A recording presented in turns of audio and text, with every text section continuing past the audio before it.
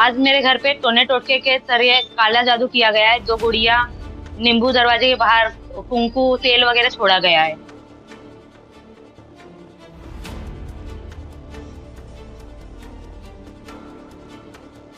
मेरे हस्बैंड मुझसे इस सिचुएशन में लास्ट स्टेज कैंसर में डिवोर्स चाहते हैं। ये एक बार होता तो समझ में आता है, पर डेली जब भी मैं सुबह मॉर्निंग उठने के बाद उनका कुछ ना कुछ चालू ही रहता था कि इनकी फैमिली ने मेरे ऊपर लोन लेके रखा है, मैंने लोन लेके रखा है और मेरा कुछ कम ज्यादा होगा तो इनकी फैमिली वो चीज पे करेगी।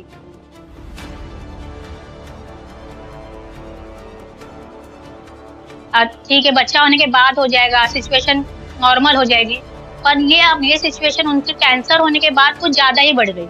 नहीं, हस्बैंड ने मुझे यहाँ रोड पे आके बच्चे के साथ छोड़ दिया है।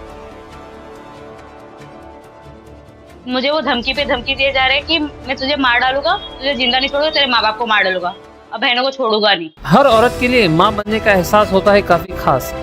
इसी एहसास में आपका ख्याल रखने के लिए बनाया गया है मदर केयर हॉस्पिटल, जहां गायनेकोलॉजिस्ट डॉक्टर इकरा के एक्सपीरियंस के साथ आपको मिलेगी प्रीमियम फैसिलिटीज जैसे train staff, hygienic room, in house sonography, साथ ही आईसीयू और इमरजेंसी सर्विस अवेलेबल है। नॉर्मल डिलीवरी, सिजेरियन या फिर बच्चेदानी निकलना, हर तरह के ट्रीटमेंट बखूबी किए जाते हैं। Mother care hospital, the gift of new life, above निशान होटल। अपना नाम बताएंगे और जानकारी देंगे कि आज क्या हुआ है आपके घर पे आज। मैं मीनाक्षी केशरवानी। आज मेरे घर पे टोने टोटके के तरह काला जादू किया गया है। 2 गुड़िया नींबू दरवाजे के बाहर कुंकू तेल वगैरह छोड़ा गया है। तो ये किसने किया, आपको किसने शक किया? मुझे शक है मेरे सास ससुर, नंदो और मेरे हस्बैंड पे, ऐसा क्यों आपको शक है उनके ऊपर? क्योंकि वो मेरे को कैंसर का ट्रीटमेंट नहीं करने दे रहे। अच्छा, तो आपको कैंसर की बीमारी है? जी, कब से है ये बीमारी? सितंबर से मालूम पड़ा है, 2025। ये 2025 सितंबर से, मतलब 3-4 महीने हो गया। जी। तो अभी आप अपने हस्बैंड के साथ नहीं रहते? नहीं, हस्बैंड ने मुझे यहाँ रोड पे आके बच्चे के साथ छोड़ दिया है। कभी छोड़ा हस्बैंड ने आपको? 7 दिसंबर को। 7 दिसंबर को छोड़ा है। तो तब से आप अपने मम्मी डैडी के यहाँ रहते हैं? जी। अच्छा, तो ये क्यों ऐसा किया हस्बैंड ने, ये बताएंगे, कुछ जानकारी देंगे? उनको मेरे से हमेशा पेरेंट्स के पास से हमेशा पैसों की उम्मीद रहती थी। जब भी मैं अपने पेरेंट्स के पास जाऊँ तो कुछ ना कुछ लेके आऊँ, खास करके सास को।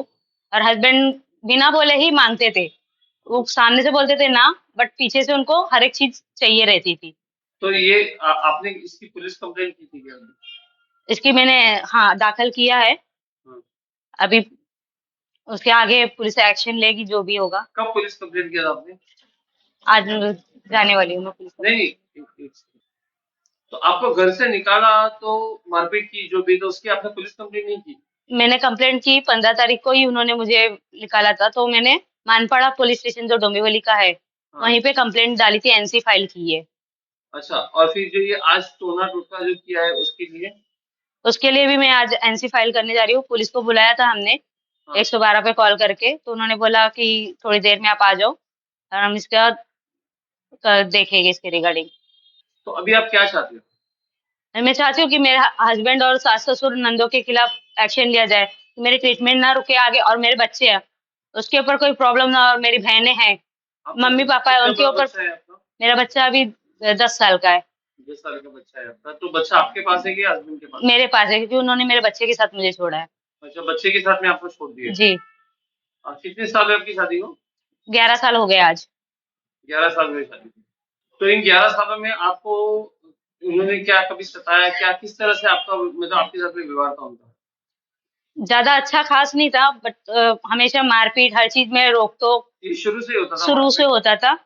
और जब भी कोई भी काम करो तो उसमें नुक्स निकालना, वो काम डबल करवाना, या कहीं पे भी बात आजू बाजू करो तो उनसे बात नहीं करने देना आजू बाजू वाले से। पीटते भी थे क्या? हाँ, सास के कहने पे, कभी ससुर के कहने पे, कभी खुद के, कुछ भी छोटी छोटी बातों पे मारपीट होती थी। ठीक है, ठीक है। इवन बच्चे को ही मारपीट करते थे। मेरे हस्बैंड मुझसे इस सिचुएशन में लास्ट स्टेज कैंसर में डिवोर्स चाहते हैं, और मेरे सर पे काफी सारे लोन लेके रखे हुए जो वो पे नहीं कर रहे, और वो लोन के बारे में मुझे अब पता चला है जब मुझे बैंक के कॉल आ रहे हैं। तो आपको बैंक के कॉल आ रहे हैं रेगुलर? यस। और डिवोर्स के लिए उन्होंने बोला आपको कि मुझे डिवोर्स? हाँ, मुझे कंटिन्यू इस बारे में बोलते जा रहे हैं कि मुझे डिवोर्स चाहिए। इवन उन्होंने स्टेटस भी डाला था मेरे फैमिली के रिगार्डिंग कि इनकी फैमिली ने मेरे ऊपर लोन लेके रखा है, मैंने लोन लेके रखा है और मेरा कुछ कम ज्यादा होगा तो इनकी फैमिली वो चीज पे करेगी। मगर ये सब चीजें उल्टी है और मुझे वो धमकी पे धमकी दिए जा रहे हैं कि मैं तुझे मार डालूंगा, तुझे जिंदा नहीं छोड़ूंगा, तेरे माँ बाप को मार डालूंगा और बहनों को छोड़ूंगा नहीं। अच्छा, नहीं मतलब डिवोर्स की भी बात कर रहे हो, धमकी दे रहे हो। हाँ। आपका नाम बताएंगे? मैं रंजीता केशरवानी। अच्छा, आप इनकी बड़ी बहन हो? नहीं, मैं छोटी सिस्टर हूँ उनकी। छोटी बहन हो आप? हम्म। ठीक है। तो आप भी इनके साथ में रहते थे, क्या हुआ था थोड़ा सा बताइए, कैसा इनके घर का व्यवहार था, क्या था? इनका हेल्थ इश्यू स्टार्ट हुआ तो उनके हस्बैंड इनके थ्रू कॉल करा के बोला है कि हमारे घर पे करने के लिए कोई नहीं है, आप आ जाओ करके। काम करने के लिए कोई नहीं? हाँ, घर पे काम करने के लिए कोई नहीं है करके। हाँ। तो मैं भिवंडी से उनके घर जाती थी काम के, मतलब उनको हेल्प करने के लिए कि घर पे खाना पानी उनका रहन सहन देखूं, दवाई पानी देख सकूं करके। अच्छा, तो वहाँ पे फिर कैसा इनके साथ में कैसा व्यवहार किया मेरे जाता है? सामने ही उन्होंने उसके ऊपर हाथ उठाया था। तब मैंने उनको रोका था कि वो बीमार है, आप ऐसे नहीं कर सकते। तब इसकी हालत बहुत ज्यादा क्रिटिकल थी। हम्म, वो बंदे ने जबरदस्ती उसके ऊपर हाथ उठाया, तब मैंने रोका था। अच्छा, तो दीदी बोली कि ठीक है, वो भी परेशान है शायद इसलिए, पर ये जानबूझ करके उन्होंने किया था। ये एक बार होता तो समझ में आता है, पर डेली जब भी मैं सुबह मॉर्निंग उठने के बाद उनका कुछ ना कुछ चालू ही रहता था। अच्छा, बच्चे के साथ कैसा व्यवहार था? एकदम रूडली व्यवहार है बच्चे के साथ। अच्छा, कभी भी उससे एकदम एज अ पेरेंट्स करके मुझे नहीं कभी दिखा कि वो उससे बात अच्छे से करते हैं या उसे ट्रीट करते हैं। अच्छा, हाँ, जब भी देखो मारपीट मेरे सामने भी चालू ही रहती थी। तो फिर आपने कभी अपने घर पे ये सब शिकायत नहीं की कि इस तरह से इन दीदी के साथ में, तो आप उनको वापस बुला लो? बोला, पर पापा बोले दीदी अगर आना चाहते तो आ सकते, कोई दिक्कत नहीं। तो दीदी बोली नहीं, फैमिली है, ये छोटे मोटे चीजें चलती है, कभी ना कभी ये स्टॉप हो जाएगा। तो 10 साल में उनको कभी भी उन्होंने उसको लगा कि अब होगा कम, कब होगा कम, ठीक है बच्चा होने के बाद हो जाएगा, सिचुएशन नॉर्मल हो जाएगी।